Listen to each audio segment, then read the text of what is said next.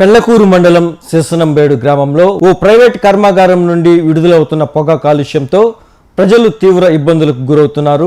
ఈ ప్రాంతంలో ఫ్యాక్టరీ వస్తుందన్నప్పుడు ఉపాధి దొరుకుతుందని సంబరపడ్డ ప్రజలకు ఫ్యాక్టరీ యాజమాన్యం నిర్లక్ష్యపు నిర్వాహం వల్ల రాత్రి పగలు తేడా లేకుండా విడుదలవుతున్న పొగను తట్టుకోలేక చుట్టుపక్కల ప్రాంతాల్లో నివాసం ఉంటున్న చెన్నపు నాయుడుపేట, శిరసనంబేడు, రాజుపాళ్యం, జీలపాటూరు తదితర గ్రామాల ప్రజలు, వాహన ప్రయాణికులు అనారోగ్యాల బారిన పడుతూ పలు ఇబ్బందులకు గురవుతున్నట్లు వారు తెలిపారు.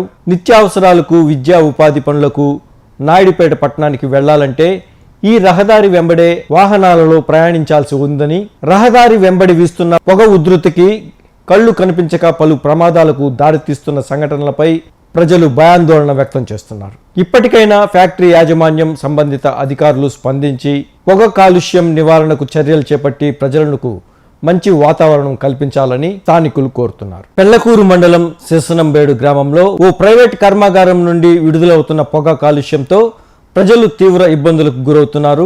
ఈ ప్రాంతంలో ఫ్యాక్టరీ వస్తుందన్నప్పుడు ఉపాధి దొరుకుతుందని సంబరపడ్డ ప్రజలకు ఫ్యాక్టరీ యాజమాన్యం నిర్లక్ష్యపు నిర్వాహం వల్ల రాత్రి పగలు తేడా లేకుండా విడుదలవుతున్న పొగను తట్టుకోలేక చుట్టుపక్కల ప్రాంతాల్లో నివాసం ఉంటున్న చెన్నపు నాయుడుపేట, శిరసనంబేడు, రాజుపాళ్యం, జీలపాటూరు తదితర గ్రామాల ప్రజలు, వాహన ప్రయాణికులు అనారోగ్యాల బారిన పడుతూ పలు ఇబ్బందులకు గురవుతున్నట్లు వారు తెలిపారు. నిత్యావసరాలకు, విద్యా ఉపాధి పనులకు నాయుడుపేట పట్టణానికి వెళ్లాలంటే ఈ రహదారి వెంబడే వాహనాలలో ప్రయాణించాల్సి ఉందని, రహదారి వెంబడి వీస్తున్న పొగ ఉధృతికి కళ్లు కనిపించక పలు ప్రమాదాలకు దారితీస్తున్న సంఘటనలపై ప్రజలు భయాందోళన వ్యక్తం చేస్తున్నారు. ఇప్పటికైనా ఫ్యాక్టరీ యాజమాన్యం, సంబంధిత అధికారులు స్పందించి పొగ కాలుష్యం నివారణకు చర్యలు చేపట్టి ప్రజలకు మంచి వాతావరణం కల్పించాలని స్థానికులు కోరుతున్నారు.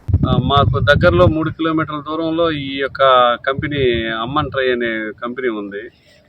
ఈ కంపెనీ నుంచి రాత్రిపూట విపరీతమైనటువంటి పొగని విడుదల చేస్తూ ఉంటారు.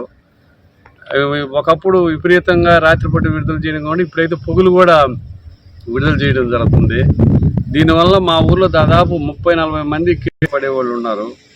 అదే కాకుండా ఊపిరి పీల్చుకోవడం కూడా రాత్రిపూట బ్రీతింగ్ ప్రాబ్లమ్స్ కూడా వస్తూ ఉన్నాయి. రాత్రిపూట మిద్దెల మీద అట్లా కొనుక్కునేటప్పుడు పిల్లలకి కానీ దీనిపై అధికారులకి ఎంతమందికి మేము తెలియజేసినా అధికారులకి నిమ్మక నీరెత్తినట్టు ఉంటున్నారు. దీనికి ఇంకా మీడియా తరఫునైనా మీరైనా ఇంకా తెలియజేయవలసిన వాళ్ళు తెలియజేస్తే దీని మీద కొన్ని చర్యలు